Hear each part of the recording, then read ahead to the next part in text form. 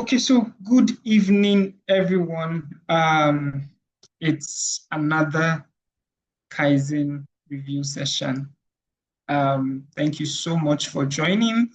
Thank you for always following through, and welcome to what is yet to be another amazing review session. I say that because I believe we've had Sumaya before now. I think was either the first or the second book. And I remember correctly, that session was fantastic. So trust me, you're in for another great ride. So Sumaya is our reviewer today. She'll be taking us on, of course, we know we are on Atomic Habits by James Clear. If you are just joining, that information is for you. But for some of us that have been here all through the ride, we already know. And we're currently on the part 2, chapter 10, how to find and fix the causes of your bad habits. Of course, we know last week Kazim and Hafiza did fantastic justice to the role of family and friends in shaping our habits. So this week, our reviewer, Sumaya, is about to, take us on this particular review journey that we are starting off on. To be honest, I've read the chapter. I think it is a chapter that you read and you still have to read again subsequently because it's not a chapter that you just read and you're like, I have everything. There are so many things that you still have to go back, check yourself, and come back and read it again. So, but nonetheless, I'll let Sumaya do us justice and then I'll just hand over to her. Thank you once again for joining. Thank you for following through and I'm expectant of a wonderful review session as always. So, Sumaya, over to you. All right, so good evening, everyone. Kindly confirm you can hear me. Yes, you are very audible. Please go ahead. All right, thank you so much for having me. So good evening, everyone, once again. My name is Sumaya Olakumilayole, and I'm your reviewer for tonight. And we'll be taking part 2, chapter 10. So the topic I have here for the chapter 10, chapter 10 is how to fix the causes of your bad habits, how to fix the causes of a bad habit. That's basically the topic we have here. And I noted 7 things here that I'm going to be taking one after the other. So first of all, we need to understand the main idea of this chapter. And the main idea of this chapter is just letting us know that bad habits can be fixed by changing the meaning and association your brain makes with them. So we all have habits. There are a lot of things that we do. Some might be positive, some might be negative. So having a bad habit is not like a crime. It is always something that probably we started knowingly or unknowingly. And to also change this, we also need ourselves to do that. So bad habits basically can be fixed by changing the meaning and the association our brain makes with them. So it's just like reforming how you see them and making them unattractive. That is the summary I just gave at the beginning. So let's dive into it. My first point here is that habits start from our environment. Whatever you do, whatever you say, however you move, what you eat, whatever you consume, it is a reflection of what is in your environment. Environment doesn't just mean land or water here. Environment means the people you roam around with, the people you see with, the people you live with, whatever they do influence you in one way or the other, right? So in this book, there was a reference here about someone having dinner with some Turkish people and they were smoking. So and they were smoking. So he initially he doesn't smoke. Then when he saw them smoking, he was actually tempted to do that, right? And all of them in that gathering, most of them started smoking because someone did. Okay, you go to a party, you met a lot of people there. You might just be taking normal drinks and someone will just come up with something weird and you just be like, why don't you try it? Before you know you are trying it. This trust that you have in your friend, this friendship that bound you guys together can just be like, he tried it and nothing happened to him. So you go ahead and do the same thing.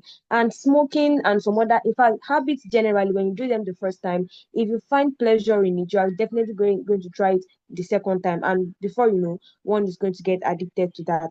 So in that gathering on that particular day, some of them were actually trying to quit smoking, and this is going to lead me to my second point here. That is reframing can break bad habits. So Alan Carr's book easy way to stop smoking. This is the book that one of them made mention of, that is actually trying to stop his own smoking habit. And it talks about how they should see the way they change. Sorry, and it talks about how they should change the way they see smoking. So you should not see smoking as something that is a solution to a problem you have.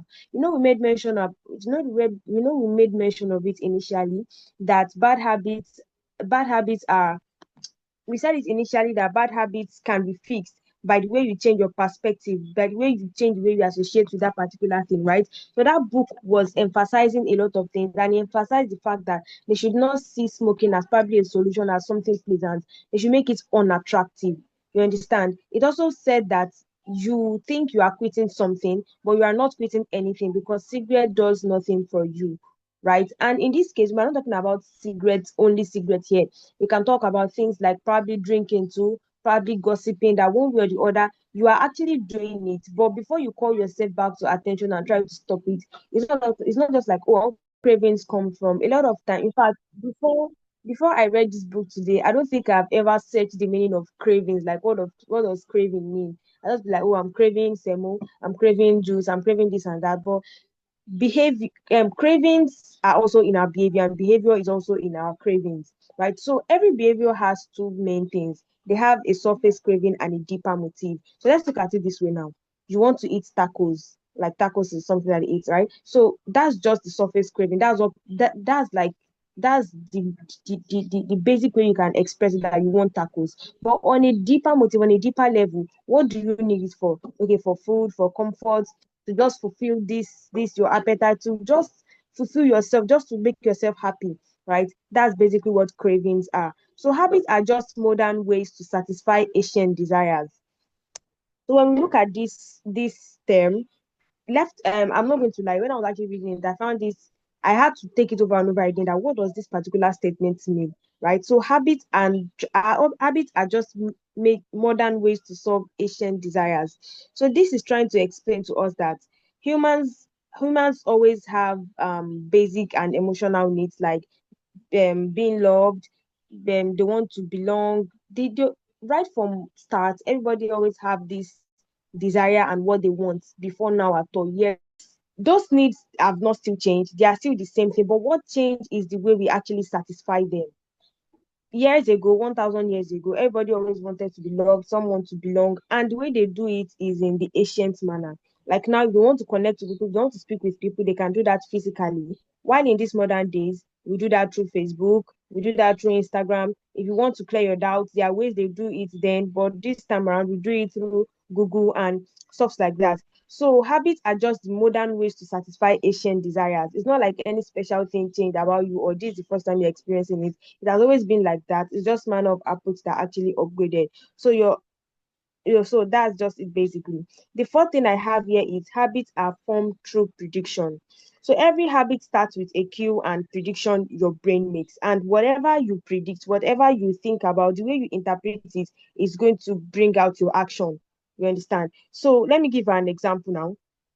You see a cigarette, like that is the cue here. You just see a cigarette. Then what you predict is, this can make me this can make me feel down, or this can just make me feel better, this can just make me feel anyhow. That's your prediction. So what you do after that, the way you predict it, that's what you're going to interpret, and that's what everybody's going to see. So every habit starts with a cue and the prediction your brain makes. So this still go back to the fact that you still have to change the way you think about things. You still need to change the way you see things and associate with things right from your brain before you put it into action.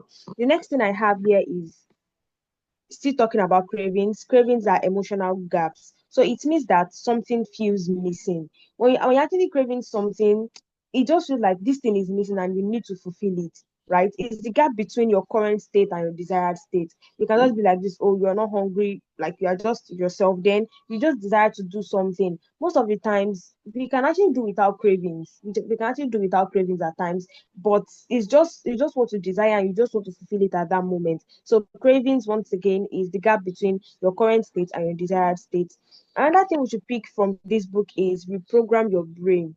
Reprogram your brain. So when you want to do stuff, there are some way you can actually make it there are some ways you can actually program it that you're going to feel interested. You're going to want to do the thing willingly. You're going to want to leave that habit willingly. You're going to want to start that thing immediately. You're going to be interested in it without too much stress.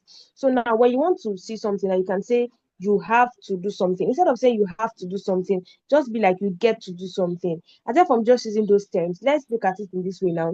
For exercise, a lot of people want to go to gym, a lot of people want to build their body, a lot of people want to lose weight, some people want to gain weight. So when we look at it this way now, exercise is not that easy, right? You might just think you just start it, and honestly it is not easy. Even those that go to the gym, those that are on diet and everything, they know it is not easy at all. So if you want to start exercise, instead of just be like, oh, I have to start this exercise, I have to reduce 10 kilometers, sorry, I have to reduce 10, I have to reduce by 10, I have to increase, I have to do this, I have to do that. You can just be like, you get to do this thing. So in terms of exercise now, you can be like, it is time to build endurance and strength. It's actually, we like call it romanticizing something. Yeah, that's actually a term that can actually give it something like romanticizing something. Another example here is savings. To save is not easy. You can be saving 1,000 today and something will just come up, you have to remove it. But one thing that can always keep you going, one way you can program your brain that's going to always make it attractive to you and not always going to make it forced or something that is really, really stressful. Even if deep down it's like, if you want to save money, you can just be like, I'm buying my freedom. Even on the tough days, you just remind yourself that I am buying my freedom. And you just with that mindset, just with the way you've programmed your brain, you're going to keep going, right? Another thing is in terms of in terms of school, your academics or something now. Probably you're just going to school and just be like, oh, I have to go to school today. I have to go to school today. But if you actually program your brain to the fact that this school is actually something that is necessary, just look at the good parts, try to romanticize it, and you're going to see that it's going to look attractive to you, just the way you make the bad habits unattractive to yourself when you want to change. So another thing is another example they stated here is if you want to speak.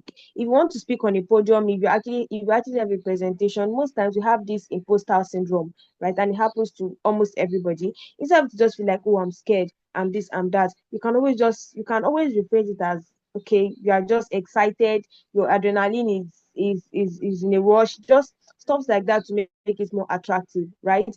My seventh point here is use motivational rituals.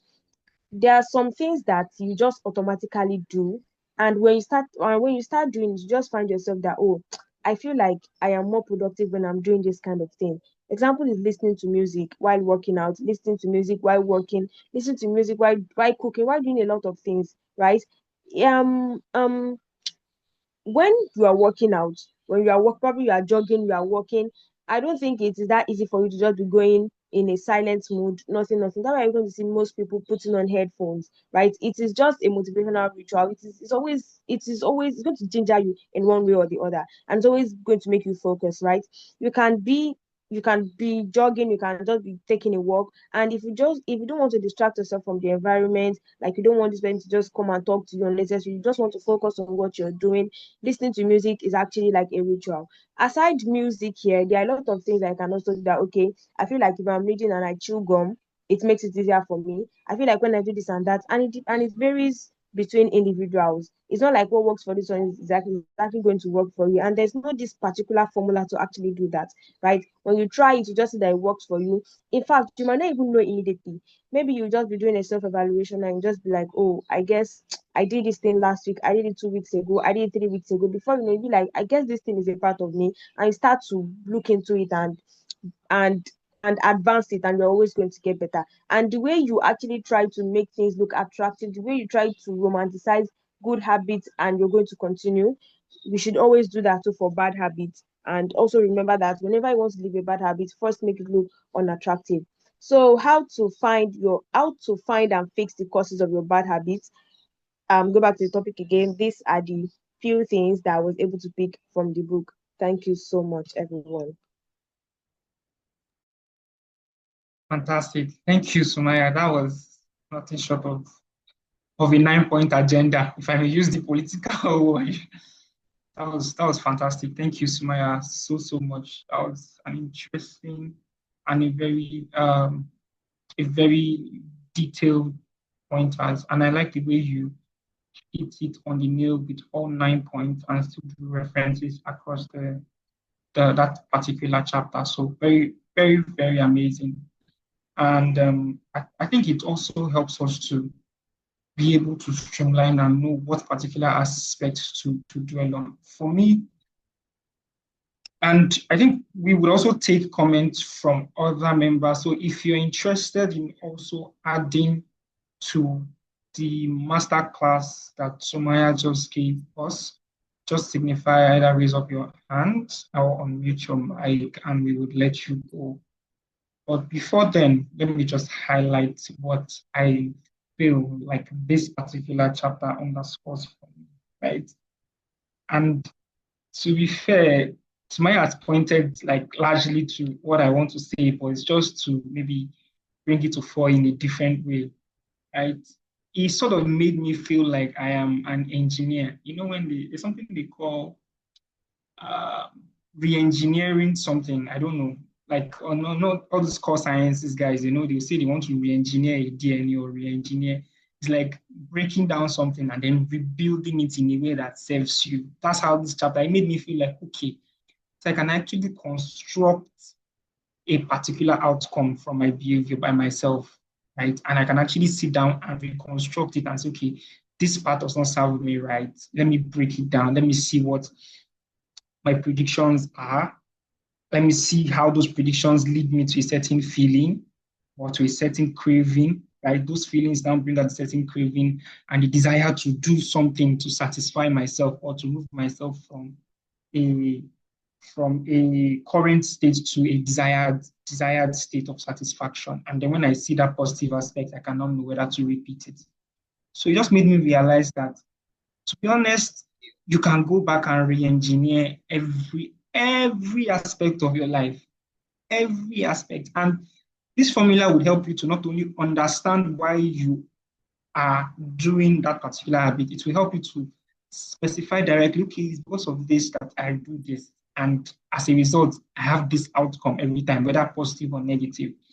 And then because of that, I can now go back and re-engineer that same process to say, okay, instead of doing this, let me add this craving, let me add this ritual to the front of this and try it out.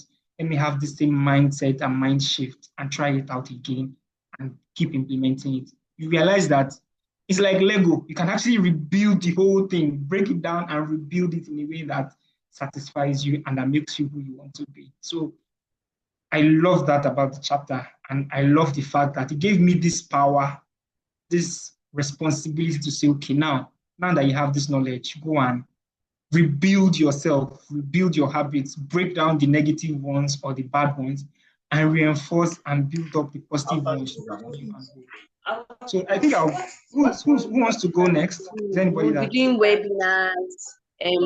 somebody's on YouTube?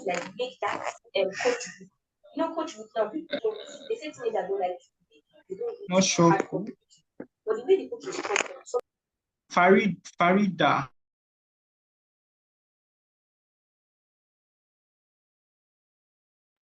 Okay, so Moses, good evening. I think let me just add something to this. Thank you, Sumaya, and thank you, Moses, for that beautiful contribution. So I just want to say that I actually apply some of these things in my life, particularly the area of savings.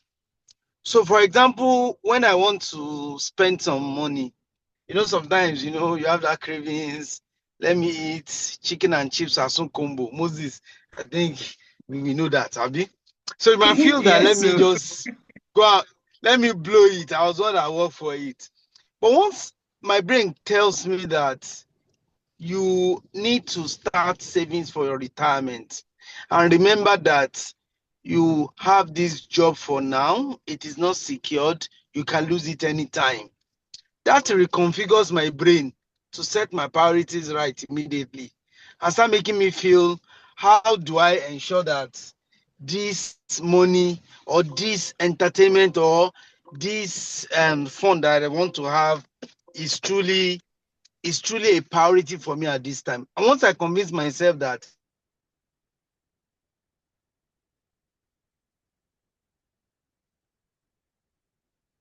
I'm not sure Kazim is audible anymore. Is it me? Hi, Kazim. I'm not sure we can hear you. Yeah, we can't hear him. I think we lost him for a minute. Was appropriate, or the growth that I may likely enjoy from it. Then my brain resets and tells me, go ahead, and I feel motivated.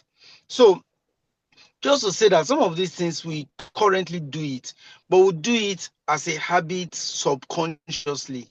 What this book is telling us now is that we need to now be deliberate about it, to say what are the cravings, what are the cues, what are the things that have made this thing I want to do attractive, or otherwise if it's a bad habit. So Moses also mentioned about re-engineering. This book is telling us to now manage our thoughts. Some of us today, we have been pushed, because they've also shown us in this book how we have been doing impulse buying, by buying because they place it close to us, right? They've also shown us in this book how we've been doing impulse drinking, if that is also allowed, how we've been taking too much soda because they deliberately put it in front of us. Okay, they've also told us how we've been engaging in bad habits because those habits have made it attractive. We enjoy some comfort, we get some solace, we get some reward by just doing them. Now we need to now reconfigure and re-engineer our brain and our habit to start saying, is this what I truly want to do? If yes, then I do it. If no, how do I ensure that I do not do it? For someone like me, one of the habits I struggle with is to constantly recite my Quran as a Muslim, right? What I now do now, I put it in my bag. When I open my bag, I see it and I say, oh, I've not touched this guy today. That's some sort of something to tell you that you need to do it. Another thing is I get distracted with social media like every one of us. I decide to make it unattractive and disable my notifications so that I will not be seeing it every time. So, or make it on not too obvious by removing my notifications. So I'm just saying all this to say we need to now be more deliberate about some of these things. Otherwise, we will continue to be anywhere belle face like we play. Me, I'm not a footballer. That's what I play in school. Anywhere belle face, I just eat it and it goes anywhere. So we should not be taken away by the waves and everything, but we now need to take ownership and accountability of how we live our life and not allow people to just make us do things. Lastly, is I watched or I listened to a radio program where they explained that eating habit, why some people eat too much, is that the people in the food industry, they are deliberate about giving us plenty food so that they make us eat too much. So they said that if they give you a portion, you will eat that portion. If they double that portion, you will eat 35% higher than what you ate before. If you double that portion again, you eat 35% higher. And that's why when you see us going to eatery today, our plates are full. You will eat and eat and eat and eat. And some people have been like that they become obese. So let's take this as a means, as a clarion call to start reconfiguring ourselves, re-engineering our thoughts and our habits, and take ownership of what we like and what we don't like, or what we want to do or what we don't want to do. Thank you, Moses, and thank you, Sumaya. Thank you so much, Kazim. That was spot on, 100% spot on. I think I see Ridwan's hand up. So I'll see if I can. Okay. Maybe just Ridwan, can you unmute, or maybe someone should help unmute him so he can also Good contribute. evening. Good evening, everyone. Good evening. Thank you very much, Maya. Thank you, Moses, and thank you, Kazim. This is a really wonderful session. So, I just have something that will be adding to everything you guys have said, and it is about habit stacking. I have heard of it before, actually, but then when I went through this book this morning, it opened my mind to what habit stacking really is again.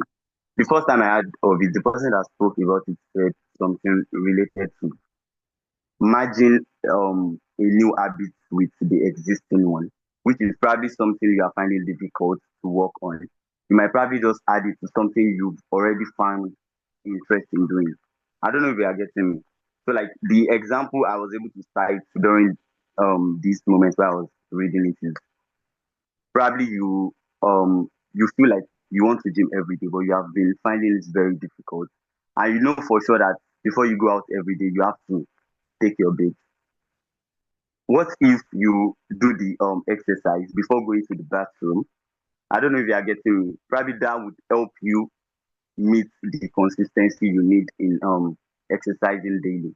So that's just what I have to say about habit stacking. Thank you very much. Thank you so much, Rudon. Thank you for that fantastic contribution again.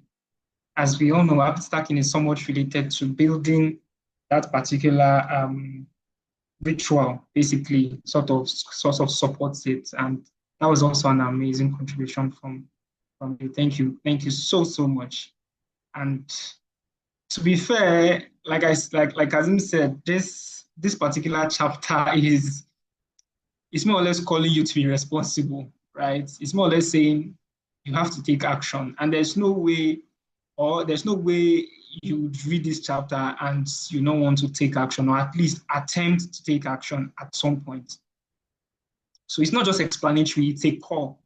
It's a call to say you have to move. And I hope that some of us that read and follow through would also take action to look at those places that we can reinforce. I think we have 1 minute to go. So on this note, I'll just say thank you so much for joining.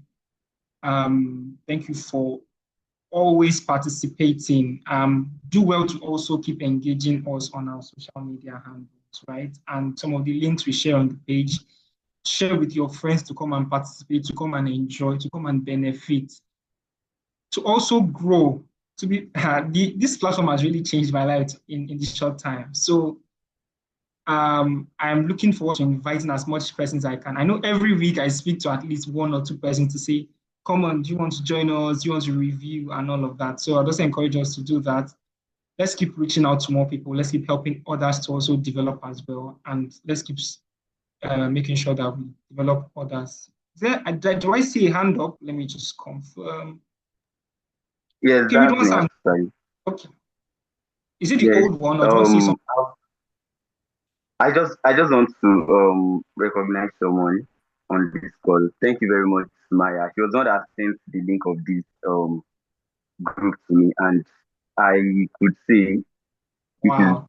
it is so good to be here. And this is my first time joining this call, and honestly, I will never try to miss it again. Thank Wow. you very much, Maya. God bless Wow, fantastic. Thank you so much, Shumaya. See, it's an amazing testimonial. Thank you. And wow, you're welcome. I feel like maybe we should clap for you or do something like a ritual to welcome you. Thank you. See, the applause is coming in droves now. You're so welcome. We are glad that you're able to just get value immediately. We look forward to reaching out to more people like yourself, your colleagues, your friends, and every other person you can. They're just people that love improving other people. And like the name Kaizen, if you check it out, it's continuous improvement. So that's the goal. Thank you so much. And thanks to everyone that joined. Ridwan, this your testimony is amazing. I'll take it as ginger. Thanks and do enjoy the rest of your weekend. you. Bye-bye. Bye. Yeah.